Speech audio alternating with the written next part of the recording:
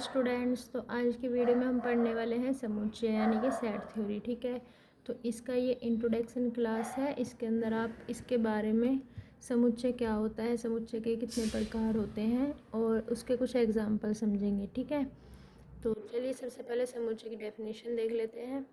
सभी प्रकार के संग्रह को, जैसे प्राकृतिक संख्याएं का संग्रह, क्रिकेट के 11 खिलाड़ियों का संग्रह, अंग्रेजी के वर्णमाला जो स्वर होते हैं ए आई ओ यू, उनका संग्रह। ठीक है, तो ये सब क्या कहलाते हैं, समुच्चय कहलाते हैं, एक तरह का सेट कहलाता है। ठीक है, तो जैसे यहाँ पे और कुछ एग्जाम्पल देख लेते हैं। जैसे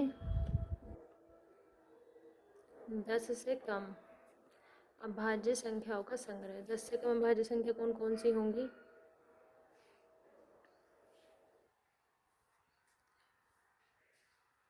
सबसे छोटी अभाज्य संख्या क्या होती है? 2। ठीक है, 2, 3, 5, 7। ठीक है, तो ये क्या होगी? 10 से कम अभाज्य संख्याओं का संग्रह। तो ये आप लोगों का सेट हो गया। ठीक है, अब देखो एक और एग्जांपल मैं आप लोगों को बताती हूँ। नंबर 2 पर यहाँ पे क्या लिखते हैं? प्रथम 4 पूर्ण संख्याओं का संग्रह।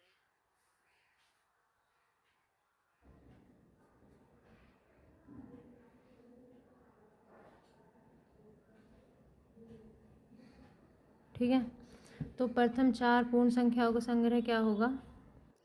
पूर्ण संख्या को हम किससे डिनोट करते हैं? W से, यानी कि होल नंबर। ठीक है, तो W इज इक्वल टू क्या हो जाएगा? सबसे पहले पूर्ण संख्या में क्या आता है? 0, देन 1, 2 एंड 3। ठीक है, तो 0, 1, 2, 3 ये कितने हैं? स्टार्टिंग के 4 पूर्ण संख्याओं का संग्रह। ठीक है, तो ये हो गया आपका समुच्चय। अब एक और एग्जांपल देख लेते हैं। जैसे यह एग्जांपल है, जैसे अंग्रेजी के प्रथम 5 अक्षरों का समुच्चय।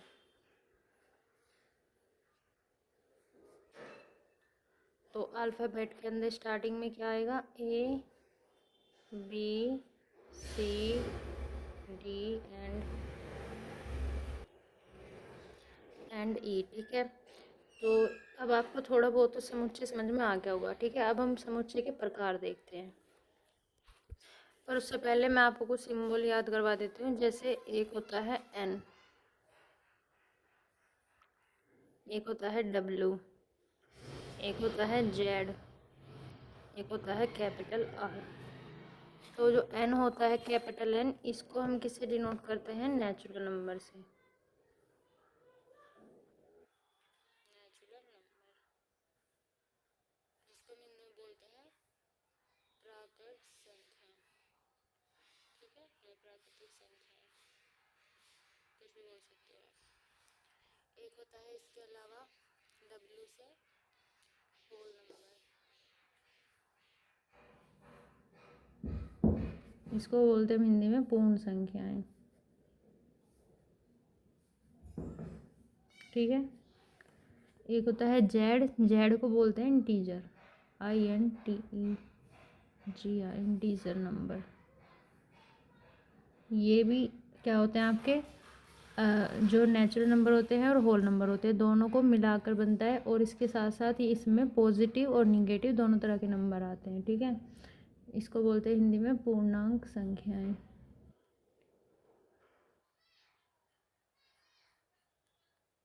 ओके, अब ये लास्ट में बचा है, इसको बोलते हैं रियल नंबर। रियल नंबर, ये रियल नंबर क्या है? रियल नंबर के अंदर इंटीजर भी आता है, होल नंबर भी आता है और नेचुरल नंबर भी आता है। ठीक है, और rational number, irrational number, prime number, composite number, जितने भी नंबर्स होते हैं जो आपके 1, 2, 3 डिजिट के रूप में होते हैं, वो सब क्या होते हैं? रियल नंबर होते हैं। ठीक है, इनको हिंदी में बोलते हैं वास्तविक संख्याएं।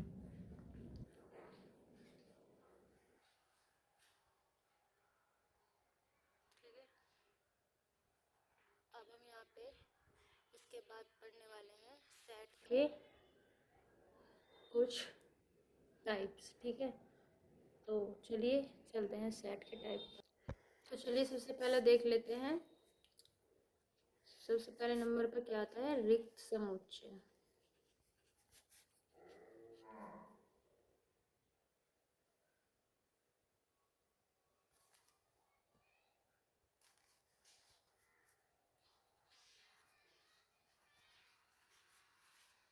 जिसको हम इंग्लिश में बोलते हैं, तो इसको रिक्त समुच्चय को इंग्लिश में बोलते हैं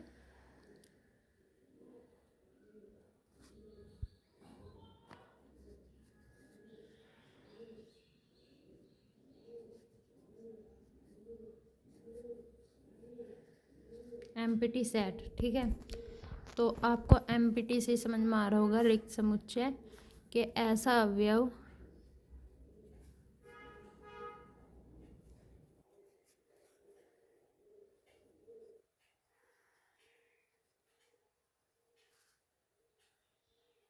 या फिर ये बोल सकते हो ऐसा समुच्चय जिसके अंदर कोई अवयव ना हो, ठीक है। चलो ये लिख देते हैं, ऐसा समुच्चय लिखते हैं, ठीक है। ऐसा समुच्चय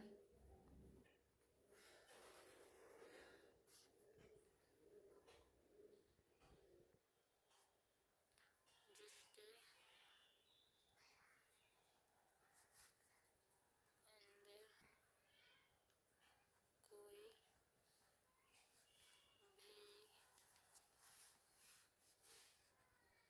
तत्व ना हो, ठीक है। तो वो क्या कहलाता है, रिक्त समुच्चय कहलाता है, यानी कि एम्प्टी सेट।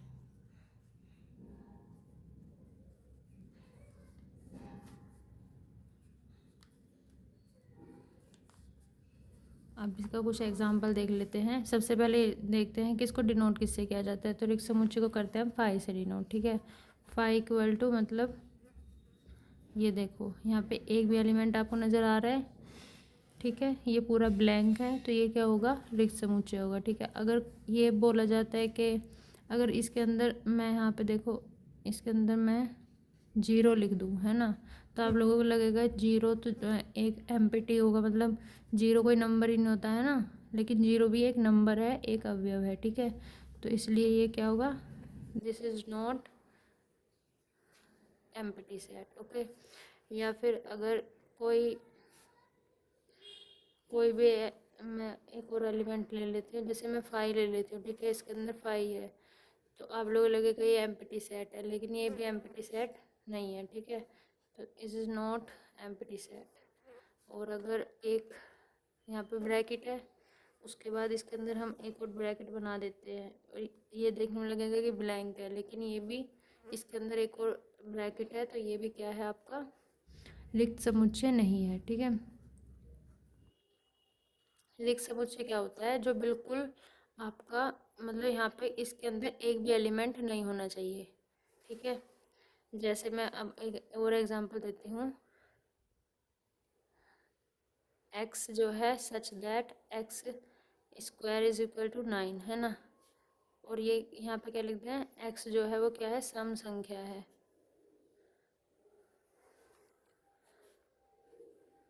ये मैं आप लोगों को एक तरह से रिलेशन लिख के समझा रही हूँ कि x such that x square is equal to 9, ठीक है। और यहाँ पर जो एक्स है वो क्या है, सम संख्या है। लेकिन अगर तुम इसको सोल्व करेंगे तो यहाँ पर जो एक्स की वैल्यू आएगी वो क्या आएगी, 3 आएगी, है ना, जो कि हमारी सम संख्या नहीं होती। तो यानी कि ये सेट कैसा बनेगा, ब्लैंक। ये हो जाएगा हमारा रिक्त समुच्चय, ठीक है। तो मैंने आप लोगों को रिक्त समुच्चय कौन कौन से नहीं होंगे, ये रिक्त समुच्चय नहीं होगा, ये नहीं होगा, और ये भी नहीं होगा, ठीक है। लेकिन ये वाला आप लोगों का रिक्त समुच्चय ये वाला होगा, ठीक है। क्योंकि यहाँ पे देखो ये पूरा ब्लैंक है, इसमें पूछा है सम संख्या है, लेकिन यहाँ पे सम संख्या है ही नहीं, यहाँ पे 3 क्या हो जाएगी, विषम संख्या हो जाएगी। तो ये आप लोगों का रिक्त समुच्चय है, ठीक है। अब एक और एग्जाम्पल ले लेते हैं, जैसे x is such that x square is equal to, यहाँ पर ले लेते हैं हम फॉर एग्जांपल 3, ठीक है। तो अगर इसका इसमें यहाँ पे लिख दें फिर x एक परिमेय संख्या है। आप लोगों ने परिमेय अपरिमेय संख्या तो पढ़ी होंगी, है ना। तो यहाँ पे देखो, अगर हम इसको सोल्व करेंगे तो x स्क्वायर टू क्या आ जाएगा, √3, जबकि √3 क्या होता है, एक अपरिमेय संख्या होती है, ठीक है। तो ये भी क्या हो जाएगा, यहाँ पर रिक्त समुच्चय हो जाएगा, क्योंकि अपरिमेय संख्या होती है √3 और परिमेय संख्या होती नहीं है। तो यहाँ पे भी ये आप लोगों का रिक्त समुच्चय होगा। इसको आप कैसे लिखोगे, ब्लैंक, ठीक है, इस तरह से। अब हम इसके बाद आ जाते हैं, इसके बाद देख लेते हैं हम दूसरा प्रकार, जिसको बोलते हैं हम एकल समुच्चय।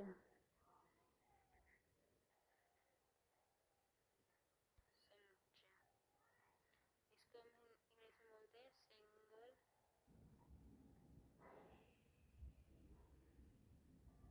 टर्न सेट, ठीक है। तो एकल समुच्चय से ही आपको समझ में आ रहा होगा, जिसके अंदर ऐसा सेट या फिर ऐसा समुच्चय जिसमें केवल एक अवयव हो, क्या कहलाता है, एकल समुच्चय कहलाता है, ठीक है।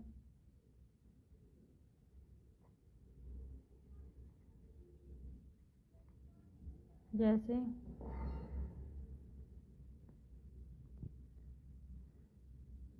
2, ठीक है।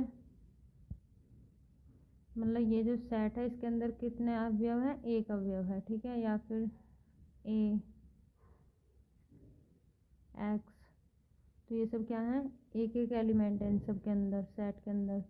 ये होता है सेट का सिंबल, ठीक है। यहाँ पे भी एक सेट है, यहाँ पे भी एक है और यहाँ पे भी एक है। एक और एग्जाम्पल रिलेशन के थ्रू समझते हैं। यहाँ पे लिखते हैं सभी, सॉरी सभी नहीं लिखेंगे, यहाँ पे लिखते हैं सबसे छोटी अभाज्य संख्या का समुच्चय, ठीक है। तो सबसे छोटी अभाज्य संख्या क्या होती है हमारी, 2 होती है, ठीक है। तो सबसे छोटी एक ही होगी, तो यहाँ पे 2 सबसे छोटी है, तो इसलिए एक का ही यहाँ पे इसके अंदर लिखा जाएगा। तो ये क्या हो गया आप लोगों का एकल समुच्चय। मैंने आपको 2 एग्जाम्पल देके समझा दिया है, जहाँ पर केवल एक ही अवयव हो, लाइक 2a x कुछ भी हो, एक ही अवयव होना चाहिए, तो वो क्या कहलाता है, एकल समुच्चय कहलाता है, ठीक है। इसका एक और रिलेशन का समझ लेते हैं क्वेश्चन, जैसे x such that x is equal to, sorry या x -5 लिख लेते हैं, x -5 इक्वल टू 0, जहाँ पर x जो है वो बिलोंग कर रहा है नेचुरल नंबर को, यानी कि प्राकृतिक संख्याओं को। तो अगर हम इसको सॉल्व करेंगे तो ये हो जाएगा x इक्वल टू 5, क्योंकि माइनस इधर आ जाएगा प्लस में हो जाएगा। तो x इक्वल टू क्या आया, 5 आया। तो ये 5 क्या है हमारा, एक ही अवयव है ना।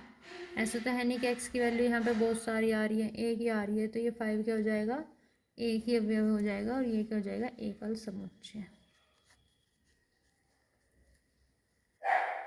ओके, अब हम इसके बाद करते हैं समुच्चय का अगला टाइप, जिसका नेम है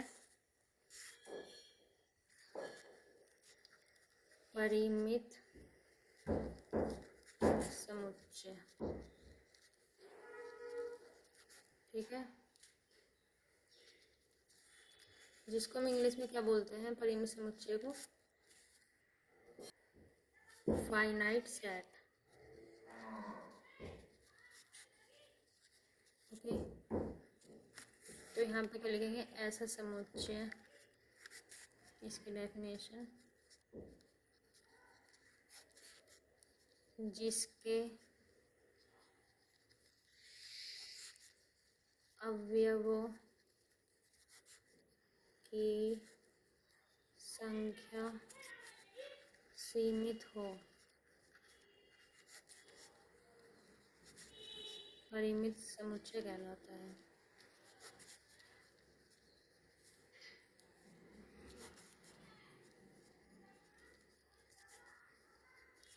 ठीक है, परिमित समुच्चय की डेफिनेशन क्या हो गई? ऐसे समुच्चय जिसके अवयवों की संख्या जो है सीमित हो, ठीक है, बिल्कुल फिक्स हो कि इसके अंदर इतने एलिमेंट आएंगे, ठीक है, तो उसी को क्या बोलते हैं यहाँ पे? फाइनाइट सेट बोलते हैं। फॉर एग्जांपल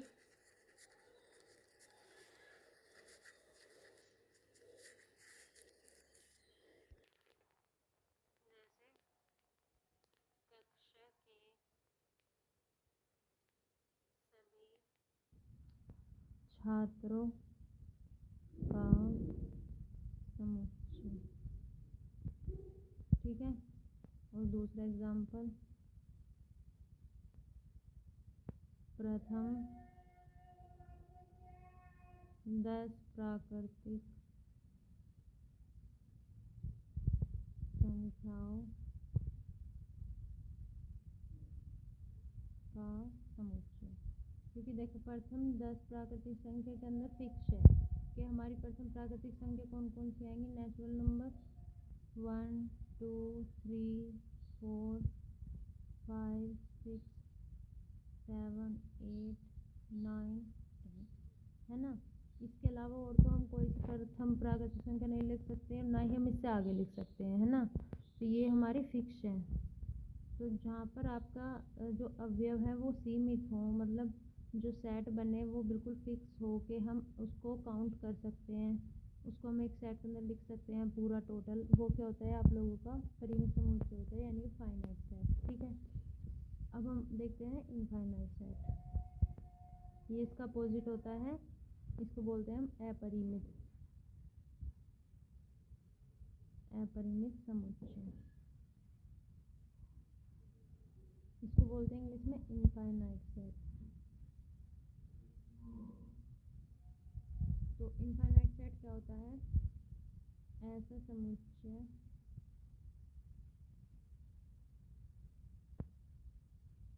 जिसमें अवयवों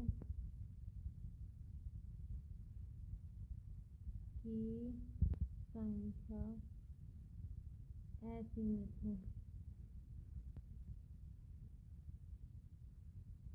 क्या कहलाता है? अपरिमित समुच्चय कहलाता है, ठीक है। फॉर एग्जाम्पल अब देखो यहाँ पे इसमें क्या डिफरेंस है। मैं आप लोगों को बोल दूँ सभी, यहाँ पे बोल दूँ मैं आप लोगों को कि सभी प्राकृतिक संख्याओं का समुच्चय,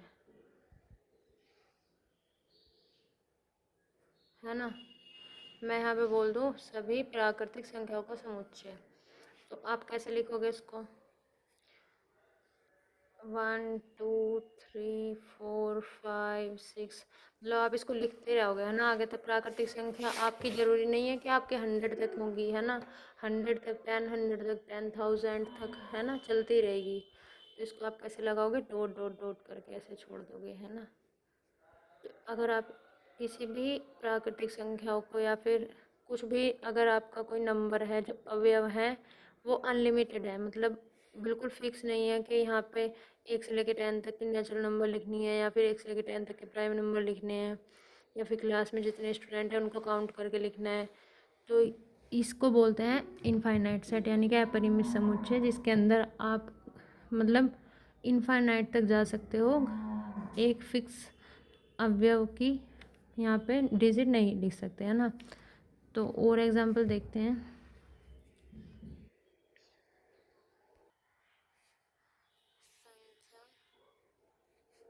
4 व 5 के बीच की संख्याओं का सेट, ठीक है।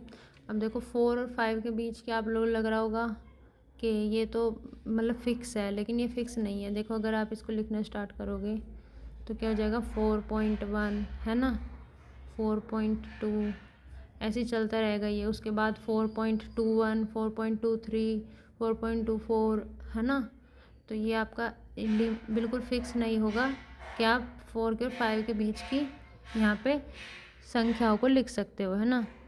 तो पॉइंटों में तो कितने भी संख्या लिख सकते हैं हम। 1 के बाद 2 आ जाएगा, फिर 2 के बाद 3 आ जाएगा, 3 के बाद 4 आ जाएगा, 4 पॉइंट चलता रहेगा, है ना। तो इस तरह से ही ये होता है इनफाइनाइट सेट। एक एग्जांपल और ले लेते हैं। एक और एग्जांपल में हम लिख लेते हैं यहाँ पर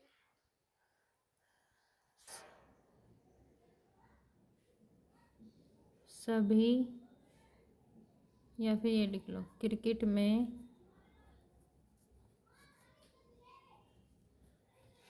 सर्वश्रेष्ठ खिलाड़ियों का समुच्चय।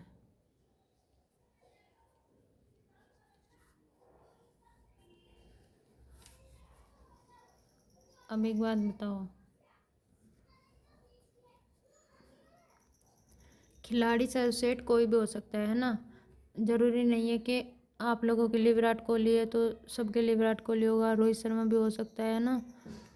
तो यहाँ पे एक तरह का सीमित नहीं है कि आप किसी को भी यहाँ पे सर्वश्रेष्ठ बना सकते हैं, कुछ भी यहाँ पे लिख सकते हो। तो वो भी एक तरह से असीमित है। असीमित यानी कि अपरिमेय, जिसकी हम यहाँ पे ना गणना नहीं कर सकते, काउंट नहीं कर सकते, गणना नहीं कर सकते, उसी को बोलते हैं अपरिमेय समुच्चय। आ गया आप लोगों के समझ में? अभी तक हमने कितना पढ़ लिया? रिक्त समुच्चय पढ़ा है, एकल समुच्चय, देन उसके बाद यहाँ से परिमित पढ़ा था, फाइनाइट सेट जिसमें सीमित होते हैं, और अपरिमित यानी कि इनफाइनाइट सेट जिसके अंदर अवयवों की संख्या असीमित होती है। ठीक है, डॉट डॉट डॉट करके आगे तक जाती रहती है, इसको बोलते हैं असीमित। अब और 2-3 बचे हैं, उनको भी करते हैं इसी वीडियो में ख़त्म। इसके बाद अगला जो टाइप आ जाता है वो आ जाता है यहाँ पर समतुल्य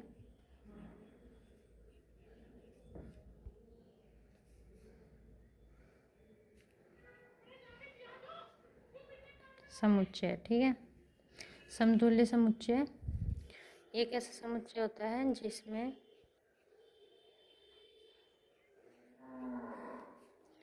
अवयवों की संख्या समान हो। ठीक है, समतुल्य समुच्चय ऐसा समुच्चय जिसमें अवयवों की संख्या समान हो, क्या कहलाता है? समतुल्य समुच्चय कहलाता है।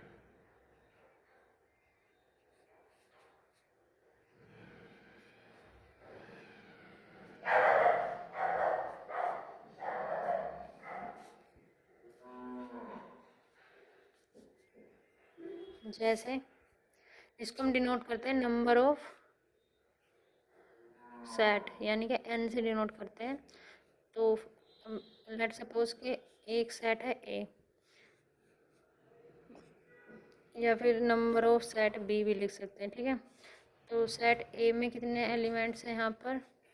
A B C D E. ठीक है, और एक सेट है बी का जिसके अंदर है एलिमेंट 1 2 3 4 5। अब देखो यहाँ पे काउंट करो नंबर ऑफ एलिमेंट 1 2 3 4 5 एंड 1 2 3 4 5। तो यानी कि इसको हम कैसे लिखेंगे? Number of A elements and equal to number of B. ठीक है, तो number of A set and number of B set is equal to 5। दोनों के नंबर कितने हैं? 5 हैं एलिमेंट्स के। तो इसी को हम क्या बोलते हैं? समतुल्य समुच्चय कहते हैं। ठीक है, अब हम इसके बाद एक और होता है जिसको बोलते हैं समान समुच्चय। समान समुच्चय ये भी कुछ ऐसा सही है, इसको बोलते हैं इक्वल सेट। ठीक है, तो इसको हम क्या लिखेंगे? ऐसा समुच्चय तो इक्वल सेट मतलब ऐसा समुच्चय जिसमें सभी अवयव समान हों। ठीक है, समान, इसके नाम से पता लग रहा है इक्वल सेट मतलब जिसके सारे अवयव समान हों, समान समुच्चय कहलाता है।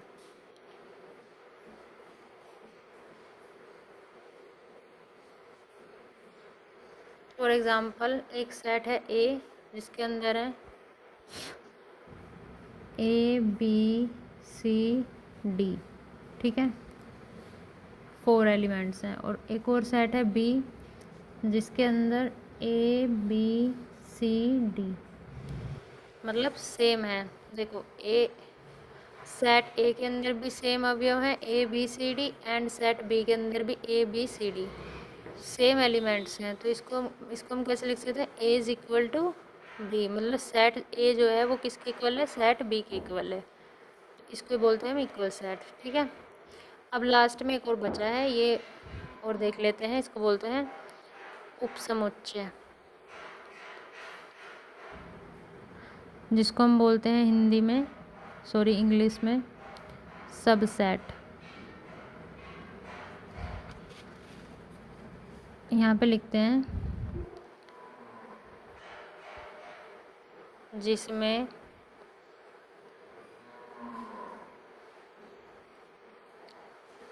समुच्चय ए के सभी अवयव बी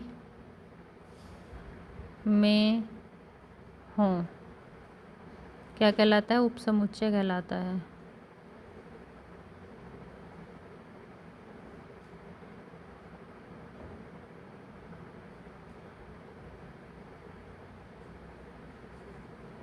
जैसे अब देखो यहाँ पर, जैसे एक सेट है ए में कितने अवयव हैं, 1 2 3, ठीक है।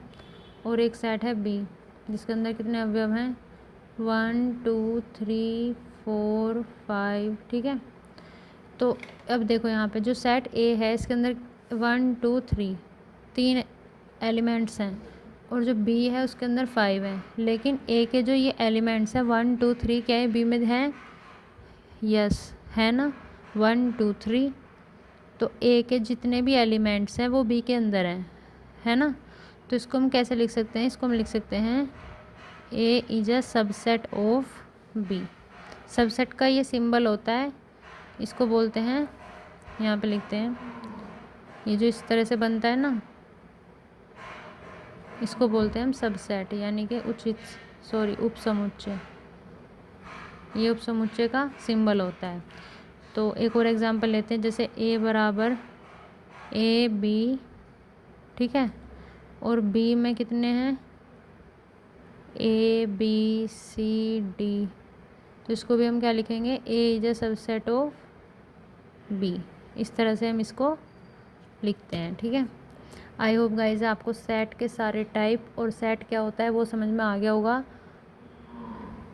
अगर आपको अभी भी इसमें किसी भी सेट के टाइप्स में या कोई भी आपको एग्जाम्पल समझ में नहीं आ रहा है तो आप कमेंट करके पूछ लेना। ये था आज का इंट्रोडक्शन वीडियो, इसमें मैंने सारे सेट के टाइप्स और सेट क्या होता है उसके बारे में आपको डिटेल में समझा दिया है। अब हम नेक्स्ट वीडियो में करेंगे एक्सरसाइज 1.1 इसी चैप्टर की। ठीक है, तो आप इसको अच्छे से समझ लेना और पढ़ लेना, तभी आपको एक्सरसाइज समझ में आएगी। ठीक है, तो चलते हैं, अब नेक्स्ट वीडियो में आएंगे, तब तक बाय बाय, टेक केयर।